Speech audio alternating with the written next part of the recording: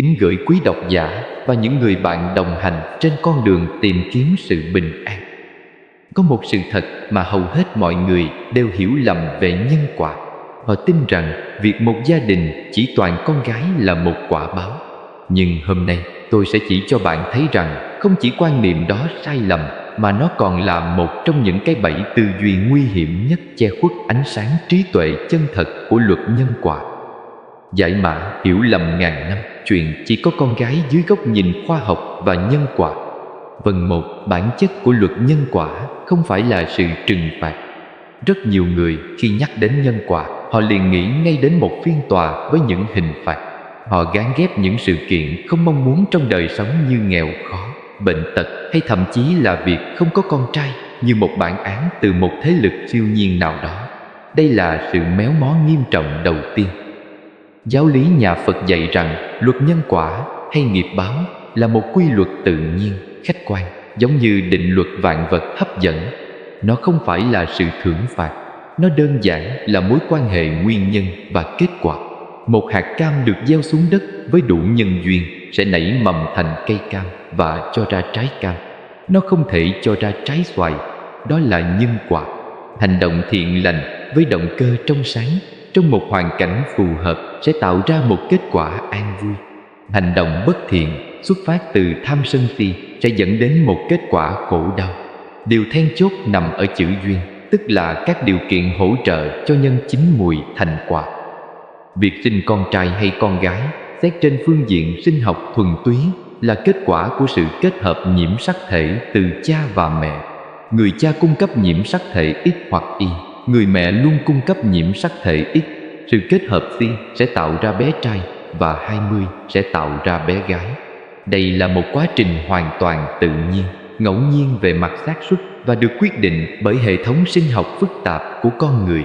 Gán ghép một quy luật tự nhiên này với tội lỗi hay phước lành là một sự ngộ nhận nguy hiểm. Nó biến một quy luật khoa học khách quan thành một công cụ để phán xét và gây ra khổ đau không cần thiết. 3. Quan niệm sai lầm phổ biến nhất. Quan niệm thứ nhất, có nhiều con gái là do kiếp trước làm nghiệp xấu, nợ nần nhiều, tạo oan gia trái chủ. Người ta nói rằng con gái là nợ nần, sinh ra để đòi cha mẹ trả nợ tiền của, công sức nuôi dưỡng, rồi lại gả đi chẳng được gì. Thật ra, đây là quan niệm vô cùng sai lầm và mang tính phân biệt đối xử giới tính trầm trọng. Quan niệm thứ hai, nhà nào không có con trai là nhà mất hết phúc đức, tổ tiên không phù hộ, hương khói sắp đứt. Họ tin rằng chỉ có con trai mới thờ cúng được tổ tiên, mới giữ được mạch phước lành của dòng họ. Đây là sự hiểu lầm về văn hóa truyền thống và cả về Phật Pháp. Quan niệm thứ ba, muốn có con trai phải đi cầu xin, làm phước, cúng kiến hoặc thậm chí mua bùa ngải. Không biết bao nhiêu gia đình đã tốn tiền của, tâm trí để chạy theo những phương pháp mê tín dị đoan này. Họ tin rằng bằng cách nào đó họ có thể can thiệp vào định mệnh để có được đứa con trai mong ước. Phần 2. Góc nhìn khoa học về giới tính thai nhi. Bài học sinh học cơ bản mà ai cũng nên biết.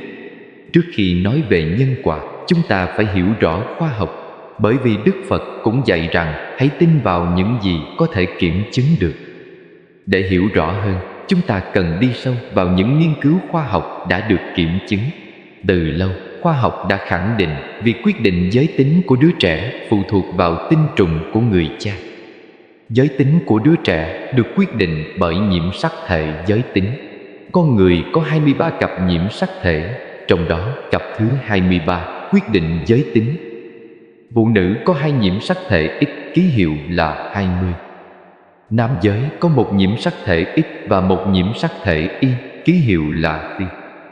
Khi thụ tinh, trứng của mẹ luôn luôn chứa nhiễm sắc thể X, còn tinh trùng của cha có thể chứa X hoặc Y. Nếu tinh trùng mang X kết hợp với trứng thì được 20, tức là con gái. Nếu tinh trùng mang Y kết hợp với trứng thì được Y, tức là con trai. Vậy ai quyết định giới tính của đứa trẻ? Đó chính là người cha, không phải người mẹ. Một nghiên cứu quy mô lớn được công bố trên tạp chí khoa học uy tín của Viện Hàn Lâm Khoa học Quốc gia Hoa Kỳ đã phân tích dữ liệu từ hàng triệu gia đình. Kết quả cho thấy không có bằng chứng nào cho thấy một người đàn ông có khuynh hướng di truyền để chỉ sinh con trai hoặc chỉ sinh con gái. Tỷ lệ này về cơ bản là ngẫu nhiên, mặc dù có thể chịu ảnh hưởng rất nhỏ từ một số yếu tố môi trường, sức khỏe hoặc thậm chí là chế độ dinh dưỡng, nhưng những ảnh hưởng này là rất tinh vi và không thể khẳng định chắc chắn. Một số nghiên cứu khác như từ Đại học Newcastle gợi ý rằng có thể tồn tại một gen di truyền chưa được xác định rõ có ảnh hưởng đến việc người đàn ông sản xuất nhiều tinh trùng mang nhiễm sắc thể X hay Y hơn. Tuy nhiên, đây vẫn chỉ là giả thuyết và cần nhiều nghiên cứu hơn nữa để khẳng định.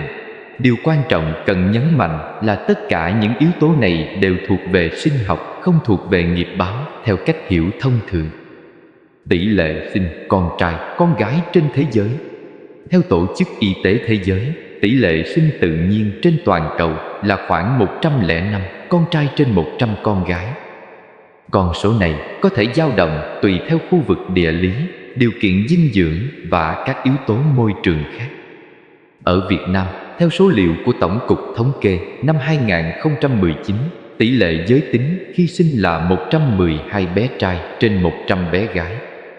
Con số này cao hơn mức tự nhiên, phản ánh một vấn đề xã hội, sự lựa chọn giới tính trước sinh do quan niệm trọng nam khinh nữ. Nhưng bản chất vẫn là khoa học sinh học, không phải nghiệp quả hay định mệnh. Việc đổ lỗi cho người mẹ hoặc cho rằng cặp vợ chồng đó đã tạo nghiệp xấu khi họ chỉ có con gái là hoàn toàn phi khoa học và vô cùng tàn nhẫn. Nó phản ánh một tư duy lạc hậu từ thời phong kiến, khi người ta cần con trai để nối dõi tông đường và làm các công việc lao động chân tay. Xã hội hiện đại ngày nay với sự tiến bộ vượt bậc đã chứng minh giá trị to lớn của người phụ nữ trong mọi lĩnh vực. Tại sao có gia đình nhiều con cùng giới tính? Đây là câu hỏi mà nhiều người thắc mắc. Nếu tỷ lệ là 50% cho mỗi giới tính, sao có gia đình lại có 5 con gái hoặc 5 con trai? Câu trả lời nằm ở xác suất thống kê. Giống như tung đồng xu, mỗi lần tung có 50% ra mặt ngựa và 50% ra mặt sắt. Nhưng nếu bạn tung 5 lần, hoàn toàn có thể cả 5 lần đều ra ngựa hoặc cả 5 lần đều ra sắt. Xác suất để có 5 con cùng giới tính là 1/32 hay khoảng 3,12%. Con số này không phải là hiếm đến mức kỳ lạ. Trên toàn thế giới với hàng tỷ gia đình, chắc chắn có hàng triệu gia đình rơi vào trường hợp này.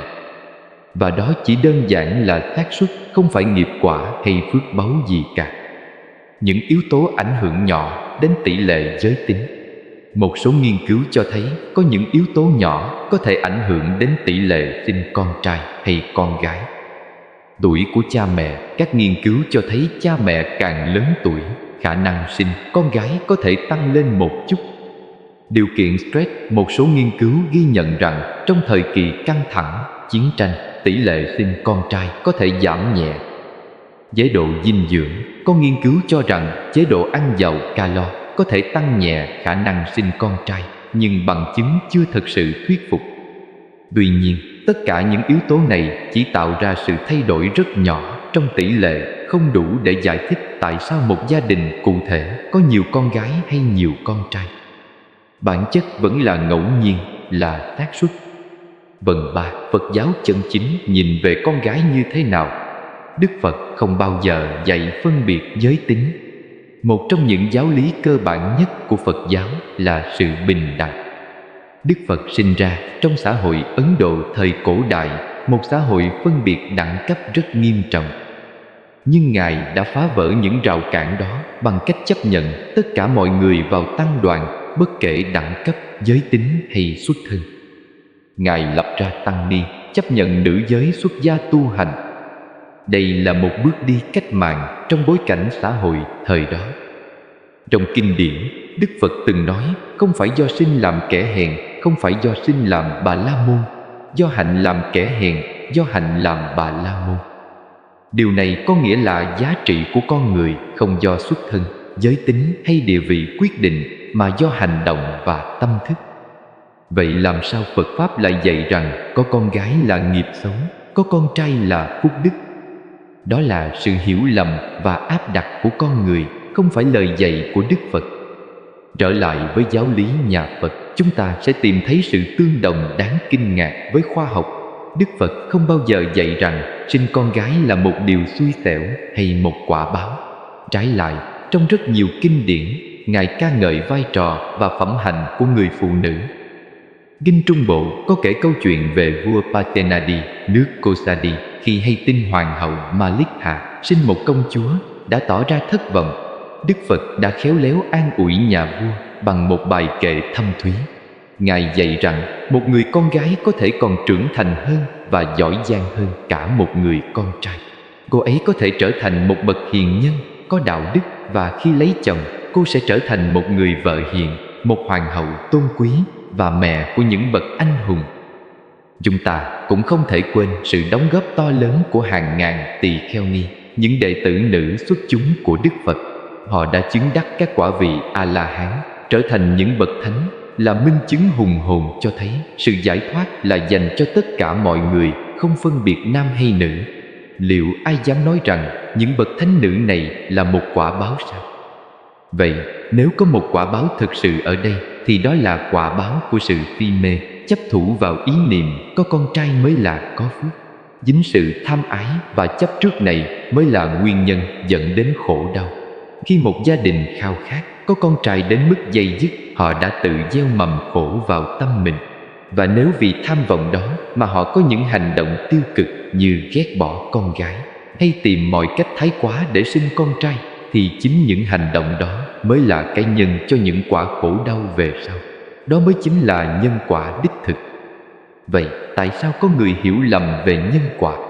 Có 3 nguyên nhân chính dẫn đến sự hiểu lầm này. Nguyên nhân thứ nhất, sự trộn lẫn giữa Phật giáo và mê tín dân gian. Khi Phật giáo du nhập vào các nước châu Á, nó đã hòa lẫn với tín ngưỡng dân gian địa phương.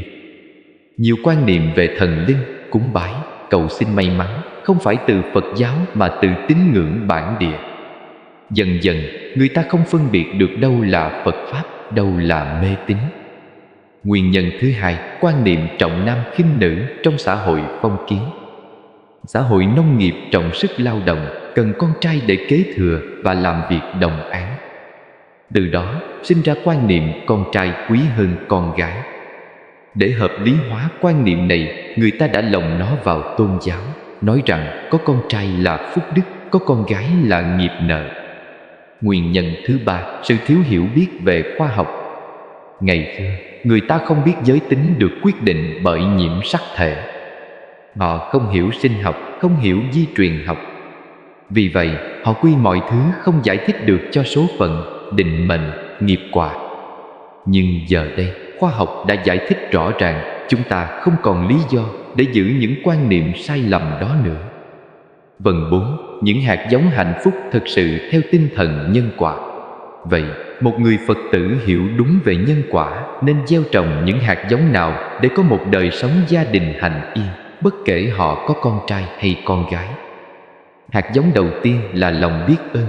Hãy trân trọng và biết ơn, vì mỗi đứa trẻ được sinh ra là một món quà của sự sống. Sự hiện diện của một đứa con, dù là trai hay gái, đều là một phép màu. Lòng biết ơn chính là nhân lành dẫn đến quả lành của sự giàu có về tâm hồn. Hạt giống thứ hai là tình thương yêu vô điều kiện. Thương yêu con cái vì chính bản thân chúng, không phải vì giới tính của chúng. Khi cha mẹ thương yêu con cái một cách thuần khiết, họ đang gieo hạt giống của sự hòa hợp và an lạc. Đứa trẻ lớn lên trong tình yêu thương đó sẽ trở thành một người hạnh phúc và biết yêu thương người khác. Đó là một vòng tròn nhân quả tích cực. Hạt giống thứ ba là sự hiểu biết và trí tuệ. Hiểu được bản chất của cuộc đời là vô thường, không có gì trường tồn mãi mãi. Danh vọng, dòng họ, tài sản rồi cũng sẽ thay đổi. Bám víu vào ý niệm, nối dõi tông đường một cách mù quáng chỉ khiến ta thêm khổ. Thay vào đó, hãy xây dựng một gia tài đạo đức, một di sản trí tuệ và từ bi mà con cái chúng ta, dù là trai hay gái, đều có thể kế thừa và phát huy. Đó mới là thứ trường tồn. Hạt giống thứ tư là sự bố thí và giúp đỡ người khác. Nếu bạn thực sự mong muốn có phước báo, hãy tích lũy phước báo bằng những hành động cụ thể. giúp đỡ người nghèo khó, ủng hộ các hoạt động giáo dục, phóng sinh, bảo vệ môi trường. Những hành động xuất phát từ lòng từ bi này mới là những nhân lành mạnh mẽ nhất, sẽ mang lại quả lành trong hiện tại và tương lai cho chính bạn và cho cả gia đình bạn. Những hành động tạo nghiệp lành thực sự. Theo Phật giáo, có 10 điều thiện căn bản: không sát sinh, không trộm cắp, không tà dâm, không nói dối, không nói lời đâm thọc, không nói lời ác độc, không nói lời vô ích, không tham lam, không sân hận, không si mê. Đây mới là những điều tạo ra nghiệp lành. Còn việc bạn có con trai hay con gái hoàn toàn không liên quan đến 10 điều này. Nếu bạn muốn tạo phước báo, hãy làm những điều này: giúp đỡ người nghèo, chăm sóc người bệnh, dạy dỗ người không biết, an ủi người buồn khổ, bảo vệ những người yếu thế. Đó là cách bạn tạo ra nghiệp lành, không phải bằng cách cầu xin để có con trai. Hiểu đúng về phước báo. Phước báo không phải là của cải vàng bạc hay việc có con trai kế thừa. Phước báo thực sự là tâm an lạc, sống cuộc đời có ý nghĩa, được yêu thương và tôn trọng. Phước báo là khi bạn đến cuối đời, nhìn lại không hối hận về những gì mình đã làm. Phước báo là khi con cái bạn trưởng thành, họ trở thành những người tử tế, có ích cho xã hội. Dù họ là con trai hay con gái, dù họ giàu hay nghèo, điều quan trọng là họ sống một cuộc đời chính trực và có ý nghĩa. Vần kết thức tỉnh trước cái bẫy của định kiến. Cho nên, thưa những người bạn tâm giao, câu hỏi tại sao có người chỉ có con gái thực chất là một câu hỏi sai. Nó xuất phát từ một định kiến xã hội đã lỗi thời, được khoác lên mình chiếc áo giáo lý để trở nên có vẻ chính đáng. Nhiệm vụ của chúng ta là phải dùng con dao trí tuệ để cắt bỏ lớp vỏ bọc ấy. Nhân quả không phải là một công cụ để chúng ta phán xét số phận của người khác. Nó là một tấm gương để chúng ta soi rọi lại chính tâm hồn mình. Thay vì thắc mắc tại sao mình chỉ có con gái, hãy tự hỏi liệu tâm mình có đang đầy ắp tình thương yêu và lòng biết ơn dành cho những đứa con đó hay không. Thay vì nhìn vào gia đình người khác rồi suy diễn nghiệp báo, hãy nhìn vào chính những hành động, lời nói và suy nghĩ của mình mỗi ngày để gieo trồng những hạt giống an vui. Một đóa hồng đẹp không phải vì nó mang tên hồng đỏ hay hồng trắng, mà vì nó tỏa hương thơm ngát. Một đứa trẻ quý giá không phải vì nó là trai hay gái, mà vì nó được nuôi dưỡng bằng tình yêu thương và sẽ trở thành một con người lương thiện, một công dân có ích cho xã hội. Hãy thoát ra khỏi cái bẫy của những khái niệm để thấy được chân lý giản đơn nhưng vĩ đại đó. Trân quý những gì ta có. Nếu bạn có con gái, hãy trân quý họ. Nếu bạn có con trai, hãy trân quý họ. Nếu bạn có cả con trai lẫn con gái, hãy trân quý tất cả. Không có đứa trẻ nào đến đời là để trả nợ hay để phước báu cho cha mẹ. Mỗi đứa trẻ là một cá nhân độc lập, có quyền được yêu thương và tôn trọng như nhau. Bài học lớn nhất từ Phật Pháp là tâm bình đẳng. Khi bạn có tâm bình đẳng, bạn không còn phân biệt con trai hay con gái. Bạn chỉ thấy con của mình, những đứa trẻ cần được nuôi dưỡng, giáo dục và yêu thương. Đừng để xã hội áp đặt lên bạn. Nhiều gia đình sinh con gái bị áp lực từ họ hàng, hàng xóm, thậm chí từ chính gia đình mình. Họ thì thầm, họ phán xét, họ tỏ ra thương hại. Nhưng bạn hãy nhớ, đó là đời sống của bạn, không phải của họ. Bạn không cần phải chứng minh điều gì với những người có quan niệm lỗi thời và thiếu hiểu biết. Đức Phật dạy hãy là ngọn đèn cho chính mình.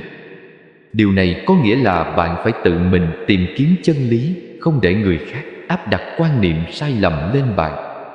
Khi ai đó nói rằng nhà bạn không có con trai là nghiệp nặng, bạn có thể lịch sự cười và nói: tôi may mắn có những đứa con khỏe mạnh và hiếu thảo. Đó mới là phước lành thực sự. Giáo dục con cái về giá trị thực sự. Việc bạn có con trai hay con gái không quan trọng bằng cách bạn giáo dục họ. Một đứa con trai lười biếng, vô trách nhiệm, thiếu đạo đức có giá trị gì với gia đình và xã hội? Ngược lại, một đứa con gái siêng năng, hiếu thảo, có trách nhiệm mới thực sự là phước báu. Hãy dạy con bạn những giá trị đích thực, lòng từ bi, trí tuệ, sự tự lập, trách nhiệm với xã hội. Dạy con hiểu rằng giá trị của họ không nằm ở giới tính mà nằm ở tâm hồn và hành động. Dạy con không phân biệt đối xử với người khác dựa trên giới tính, xuất thân hay địa vị.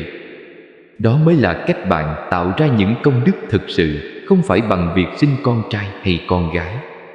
Vậy bạn nên làm gì từ bây giờ? Buông bỏ những quan niệm sai lầm. Bước đầu tiên là nhận ra rằng những gì bạn tin suốt bấy lâu có thể sai. Không dễ để thừa nhận điều này vì nó đòi hỏi sự khiêm tốn và lòng dũng cảm. Nhưng đó là con đường đi đến giải thoát khỏi những nỗi khổ vô nghĩa. Hãy tự hỏi mình, quan niệm này có dựa trên bằng chứng khoa học không? Quan niệm này có hợp với lời dạy của Đức Phật không? Quan niệm này có làm tôi và gia đình tôi khổ không? Nếu câu trả lời là không, có, thì đã đến lúc buông bỏ nó. Giáo dục người xung quanh. Khi bạn đã hiểu đúng, hãy chia sẻ với người khác. Không cần phải tranh cãi gay gắt, chỉ cần nhẹ nhàng chia sẻ những gì bạn biết. Nếu ai đó nói với bạn rằng nhà bạn không có con trai là nghiệp xấu, hãy cười và giải thích cho họ biết khoa học và Phật Pháp thực sự dạy gì. Nếu họ không nghe, đừng tranh cãi, hãy để thời gian và sự kiện chứng minh. Sống một cuộc đời bình an. Cuối cùng, điều quan trọng nhất là bạn sống cuộc đời của chính mình. Đừng để người khác quyết định bạn hạnh phúc hay không. Đừng để những quan niệm lỗi thời làm bạn mặc cảm hay tự ti. Hãy sống với tâm từ bi, trí tuệ và bình đẳng. Hãy trân quý những gì bạn có, dù đó là con trai, con gái hay cả hai. Hãy dạy con cái bạn những giá trị đích thực. Và hãy nhớ rằng phước báu lớn nhất không phải ở điều bạn có, mà ở cách bạn sống. Sau bài viết này, tôi hy vọng bạn đã hiểu rõ hơn về nhân quả thực sự. Việc có con trai hay con gái không phải là kết quả của nghiệp quả kiếp trước. Nó là kết quả của sinh học, của xác suất, của khoa học. Phật giáo không bao giờ dạy phân biệt giới tính. Đức Phật dạy về sự bình đẳng, về từ bi, về trí tuệ. Nếu chúng ta thực sự theo Phật, chúng ta phải buông bỏ những quan niệm trọng nam khinh nữ. Chúng ta phải nhìn nhận con cái như những cá nhân có giá trị ngang nhau. Chúng ta phải tạo ra một xã hội nơi mọi người, dù nam hay nữ, đều được tôn trọng và có cơ hội phát triển. Đó mới là cách chúng ta tạo ra phước báu thực sự. Không phải bằng cách cầu xin có con trai, không phải bằng cách than vãn về số phận, mà bằng cách sống một cuộc đời từ bi, trí tuệ và có ý nghĩa. Bằng cách nuôi dạy con cái trở thành những con người tốt, bằng cách tạo ra một thế giới tốt đẹp hơn cho thế hệ sau. Bạn thân mến, hành trình thấu hiểu nhân quả là một hành trình dài suốt cả cuộc đời. Nếu bài viết này đã chạm đến một góc khuất trong tâm thức bạn, hoặc giúp bạn vỡ lẽ ra một điều gì đó, thì đó chính là một nhân duyên tốt lành. Nếu bài viết này đã giúp bạn thay đổi cách nhìn về nhân quả và về con cái, đừng giữ nó cho riêng mình. Hãy cùng tôi lan tỏa sự hiểu biết chân chính này bằng một cách rất đơn giản. Hãy chia sẻ cho những người bạn thân, những người thân trong gia đình, đặc biệt là những người đang mang trong mình nỗi khổ vì quan niệm sai lầm về việc sinh con trai hay con gái. Những người có thể đang mắc kẹt trong cùng một định kiến. Hãy để họ cùng được thức tỉnh. Hãy để họ biết rằng con cái của họ, dù trai hay gái, đều là những món quà quý giá, không phải nợ nần hay phước báu theo quan niệm cũ. Và quan trọng hơn cả, hãy bắt đầu ngay từ hôm nay, ngay trong chính gia đình bạn. Hãy ôm lấy những đứa con của mình, dù là trai hay gái, và nói với chúng rằng chúng là món quà quý giá nhất. Hãy gieo vào lòng chúng hạt giống của sự tự tin, lòng nhân ái và trí tuệ.